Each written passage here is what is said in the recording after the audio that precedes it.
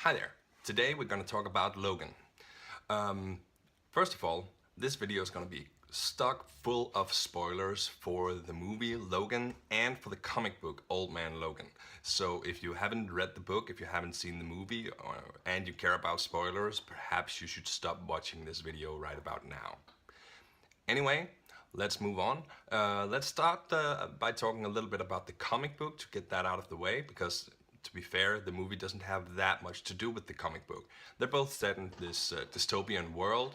It takes place out in the desert, and most of the mutants are dead. And that's actually right about where the similarities stop. In the comic book, the Spider-Man villain you might remember, Mysterio, has tricked Wolverine into thinking that the X-Men are all villains attacking him, which ends up making him kill them all.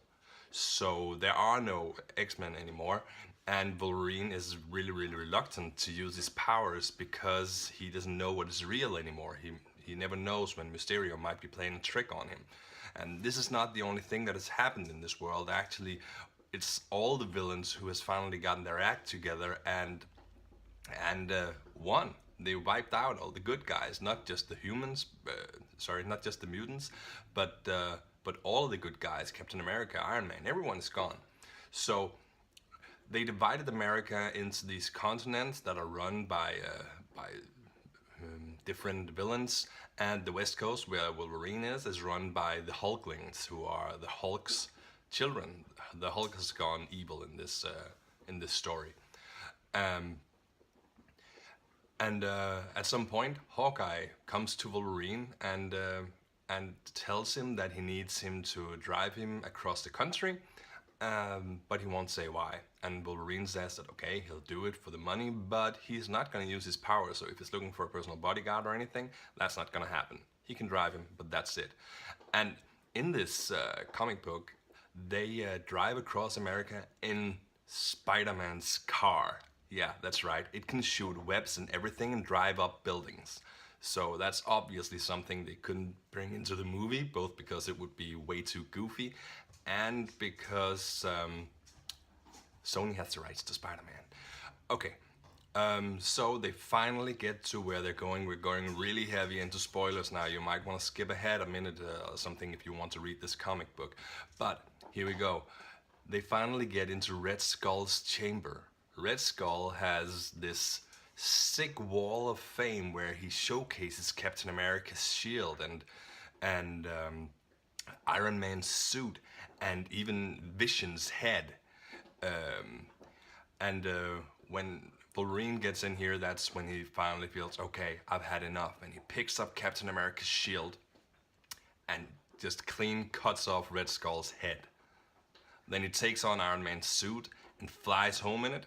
But once he gets home, the family that he stays with is actually already dead. He's too late. The Hulklings got bored and just killed them for no reason, even though he actually still would have time according to the deal he made with them.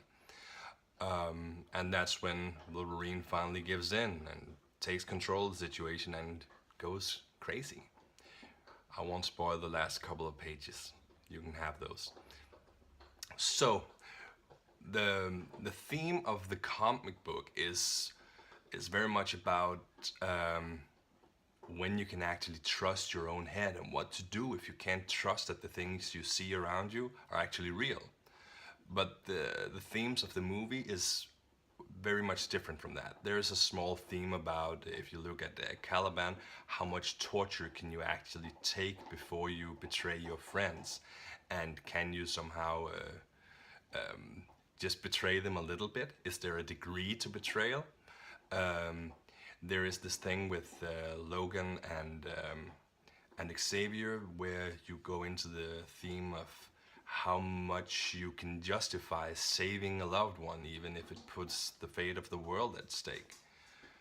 And then there's the most important theme about the movie, which is what a father is, what it means to be a dad, what it means to have a dad.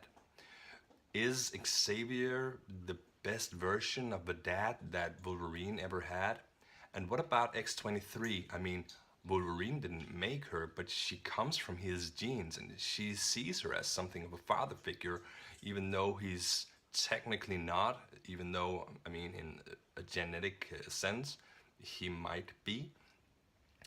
When we saw the first X-Men movie with Hugh Jackman, Wolverine was trying to teach Rogue how to use her powers, and he was and this whole thing about teaching someone has been mentioned over and over again as a very positive thing for the Wolverine character to do.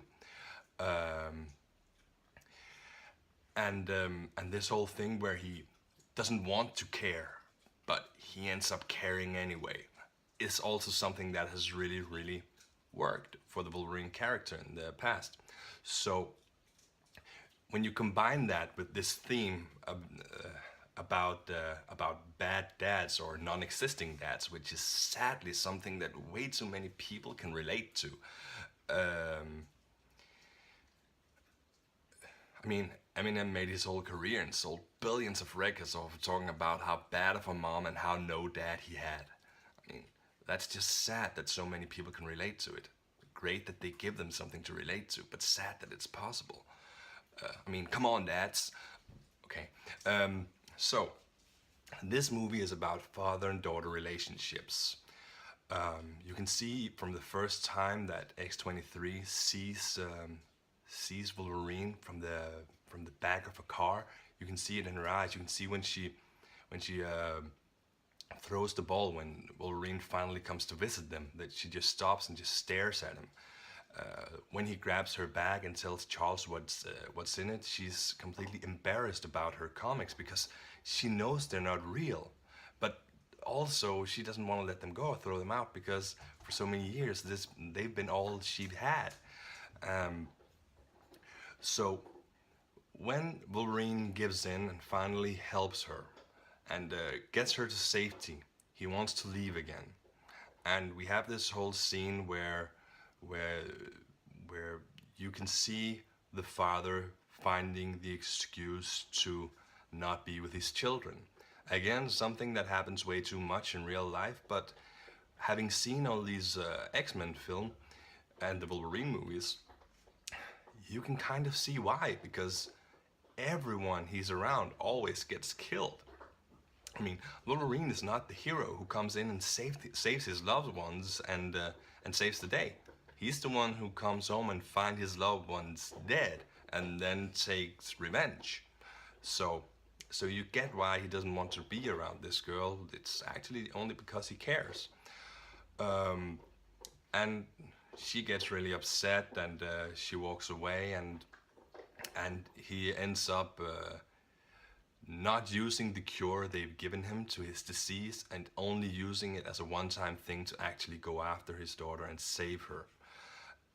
Which means that he actually does care, and she sees that he really does care, and he even ends up sacrificing his life for her. So that's pretty hard to say. But I don't think you cared though.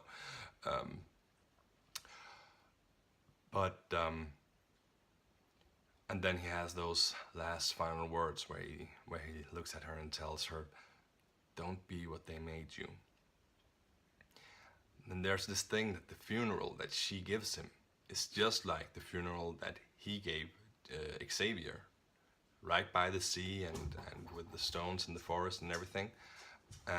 And then she has this Shane eulogy, this quote from the movie she watched with Charles Xavier on the hotel, which is actually something that I found quite interesting, because when they showed that movie clip in the movie for the first time, the first thing you hear them say in that movie is something, I don't remember the exact words, but it's something like, taking a life is something you can never take back. Once you become someone who's taken a life, you can never be anything else than that. And it, for a little girl who's had to kill to survive, that's just a slap in the face. But it also is what it is, and she doesn't take it as hard as I did personally. And this whole final line where she says, "Okay, so there is no more guns in the valley. it's just a metaphor for saying that that things are good now, things are better now. The bad guys have gone, and they definitely have, because Wolverine pretty much ripped all of their heads off. And then there's this final thing where she goes back and tilts the cross to become an X, which is of course to show that he is perhaps not as Christian as he is an X-Man. But it's also a way to show that to her, he never got to be that much more than he was in the comics, but he denied the heroics that the comics depicted. And when she finally got a chance to meet him, he really showed her that no, the comics are real. The hero that I see in these comic books is the hero that was my dad. He is an X-Man. And that is what the movie goes out on. So this is my interpretation of the movie, and the only reason I wanted to tell you guys is because I've talked to people who actually interpreted it differently. And yeah, tell me how you interpreted it, and leave a comment below, and like and subscribe and whatever else it is that you're supposed to do. You know the drill. So until next time, bye bye.